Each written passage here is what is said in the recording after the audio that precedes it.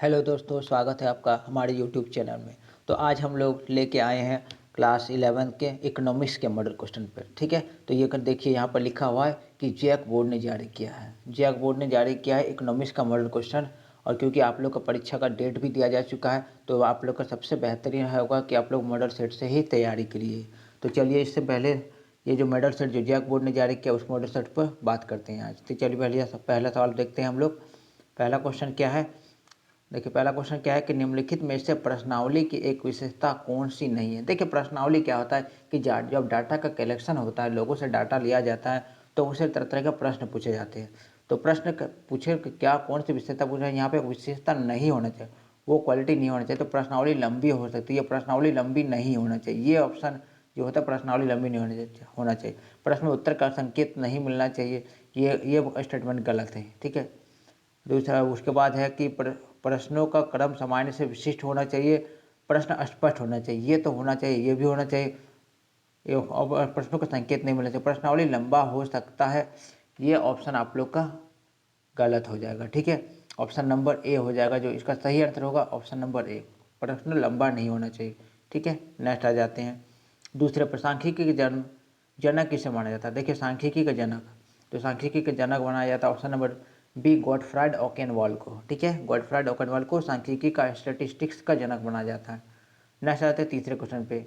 तीसरा देखिए क्या है कि अर्थशास्त्र जीवन के कारोबार के संदर्भ में मनुष्य का अध्ययन है, यह कथन किस अर्थशास्त्री का है। तो ये कौन सा अर्थशास्त्री थे जिसने ये स्टेटमेंट दिया था। तो तीन का option number C, Alfred Marshall ने ये कहा था। ठीक है, नेक्स्ट देखिए चौथा क्वेश्चन, मुक्तोत्तर प्रश्नों के संबंध में कौन सा कथन सत्य है। देखिए ये मुक्तोत्तर के मतलब क्या होता है कि ओपन एंडेड क्वेश्चन।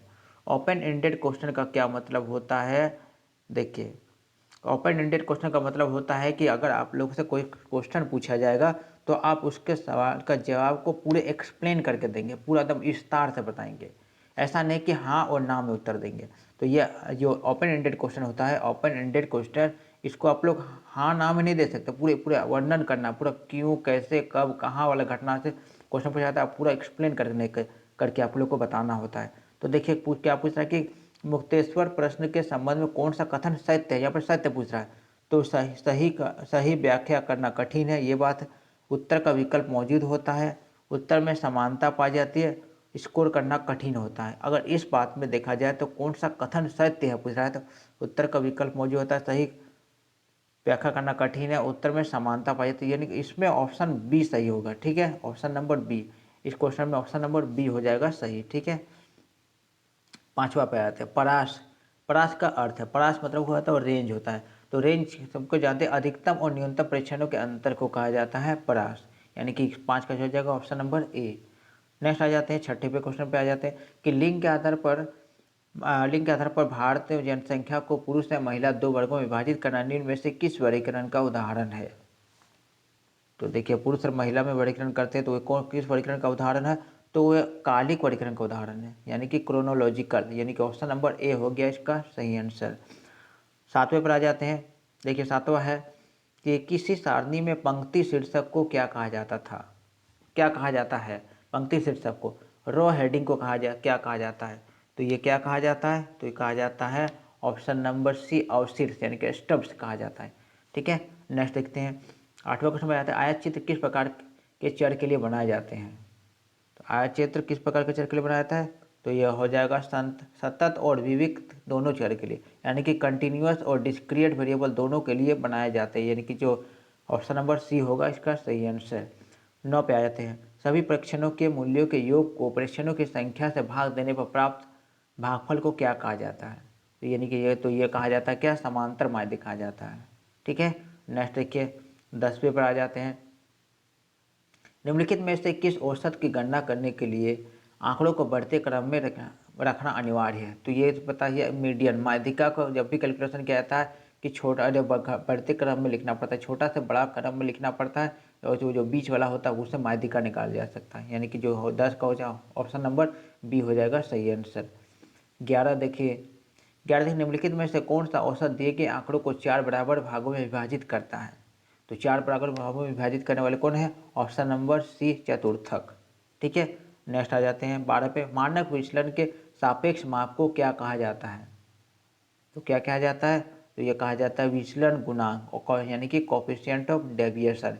ये ऑप्शन नंबर सी हो गया इसका सही आंसर। ठीक है, 13 पाया जाता है निम्नलिखित में से किस माप की गणना में परीक्षणों के औसत से विचलनों के निरपेक्ष मान को लिया जाता है।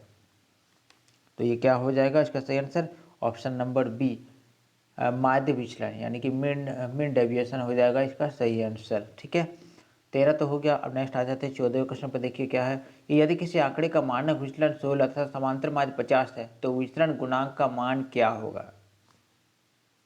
तो 14 क्या है, विचलन गुणांक का मान क्या होगा, आपको कैसे निकाल सकते हैं। देखो यहाँ पे तो 16 है और समांतर माध्य 50 है, तो विचलन मानक विचलन को ऊपर में लिखेंगे। देखिए 16 ऊपर लिखे, उसके बाद देखिए समांतर माध्य को नीचे लिख देते हैं। समांतर माध्य 50 है नीचे लिखते हैं, इसका परसेंटेज कर देते हैं, परसेंटेज निकालेंगे यानी गुना कर देंगे 100 से, 50 का काट देंगे 2 बार में 100 यानी कि 16 को 2 से गुना करेंगे तो क्या आ जाएगा 32%। ठीक है, यानी कि 32% कौन सा ऑप्शन में, तो ऑप्शन नंबर यहाँ पे डी में है 32%। ठीक है, नेक्स्ट आ जाते हैं अगले सवाल पे आ जाते हैं 15 पे। सहसंबंध गुणांक दो चरों के बीच किस प्रकार के सहसंबंध का संख्यात्मक माप है। तो ये क्या हो जाएगा, ये रेखीय सहसंबंध होगा यानी कि लीनियर कोरिलेशन, ये सही आंसर होगा लीनियर कोरिलेशन। नेक्स्ट आ जाते हैं 16 पे। यदि दो चरों के बीच सहसंबंध पूर्णतः धनात्मक है तो सहसंबंध गुणांक का मान क्या होगा। तो क्योंकि ये धनात्मक का बात कर रहा तो धनात्मक गुणांक का मान भी धनात्मक +1 होगा। अगर ऋणात्मक का बात करता तो -1 हो जाता, ऋणात्मक बात करता तो -1 होता, और यहाँ पर धनात्मक बोला तो धनात्मक +1 जो है इसका सही आंसर है। देखिए नेक्स्ट आ जाते हैं 17 पे। 17 देखिए कि कोटि सहसंबंध के विकास का श्रेय किसे जाता है। कोटि सहसंबंध का विकास का श्रेय हो जाता है किसको, तो ये है स्पीयरमैन को, यानी कि ऑप्शन नंबर सी हो जाएगा इसका सही आंसर। ठीक है, नेक्स्ट 18 पे आ जाते हैं। 18 क्वेश्चन देखते हैं निम्नलिखित में से कौन सा सूचकांक खुदरा कीमतों में औसत परिवर्तन को मापता है। तो ये 18 का क्या हो जाएगा सही आंसर, 18 का हो जाएगा डी उपभोक्ता कीमत सूचकांक, कंज्यूमर प्राइस इंडेक्स सही आंसर होगा। ठीक है, 18 का हो जाएगा डी। नेक्स्ट आ जाते हैं 19वें नंबर। 19 पर देखते हैं कि लेस्पेयर का कीमत सूचकांक में किसे भार के रूप में प्रयुक्त किया जाता है, किसे भार के रूप में प्रयुक्त किया जाता है। तो 19 का हो जाएगा सही आंसर, ये आधार अवधि कीमत यानी कि प्राइस ऑफ बेस ईयर, इसका सही आंसर होगा ऑप्शन नंबर सी। ठीक है, नेक्स्ट आ जाते हैं 20 नंबर पे।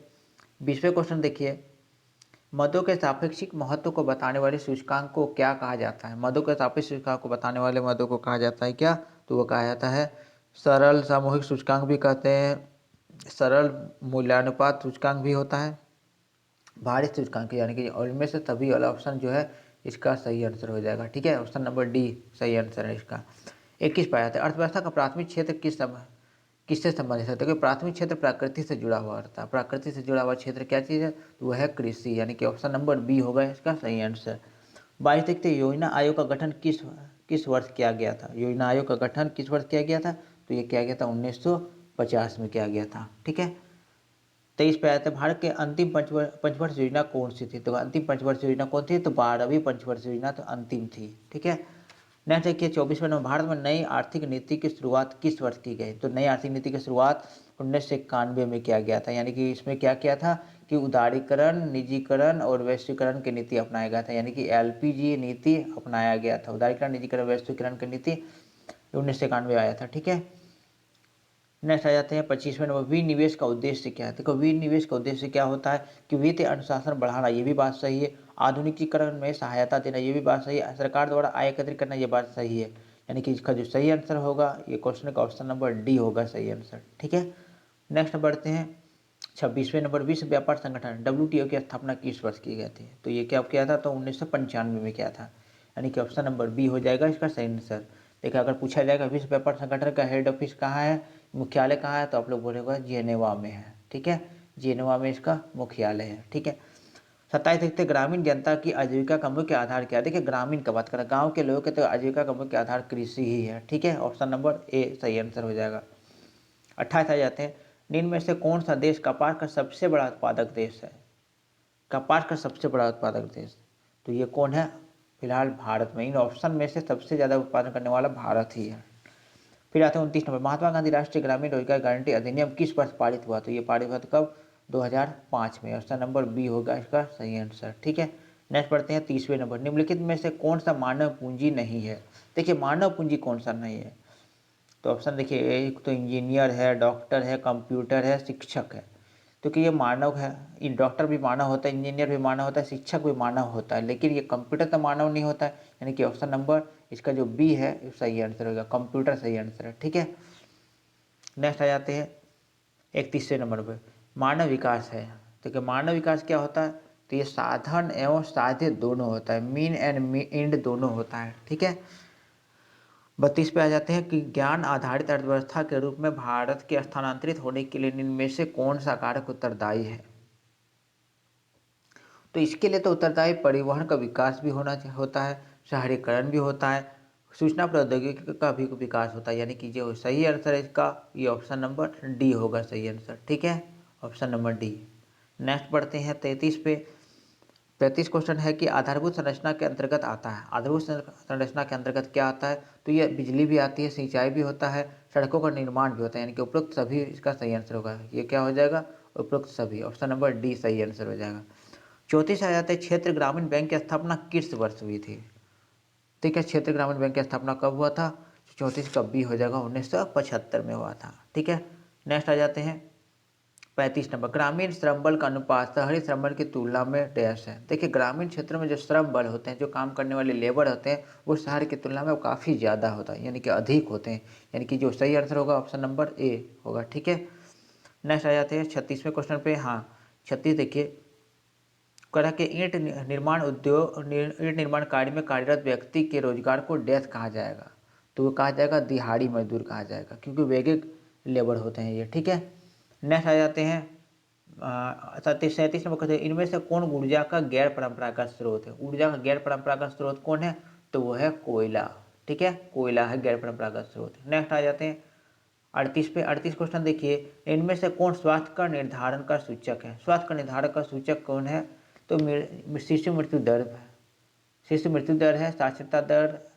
स्वास्थ्य का बात करें, देखो स्वास्थ्य का मैटर करेगा तो शिशु मृत्यु दर से ही डिसाइड होगा, यानी कि ऑप्शन नंबर ए हो जाएगा इसका सही आंसर।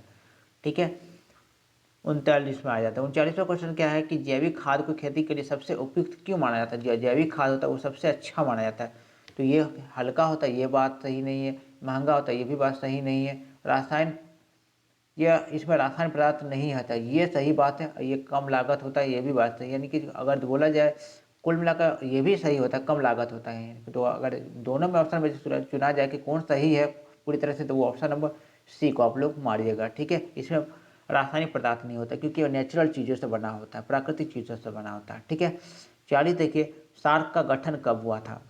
तो सार्क 40 का देखिए, सार्क का गठन कब हुआ था, तो हुआ था 8 दिसंबर 1985 में। अगर सार्क का मुख्यालय पूछा जाएगा तो आप लोग बोलिएगा काठमांडू में। सार्क का मुख्यालय कहाँ है, काठमांडू में। ठीक है, तो आप लोग को मैंने इकोनॉमिक्स के 40 सवाल करा दिया है। मिलते हैं नेक्स्ट वीडियो में।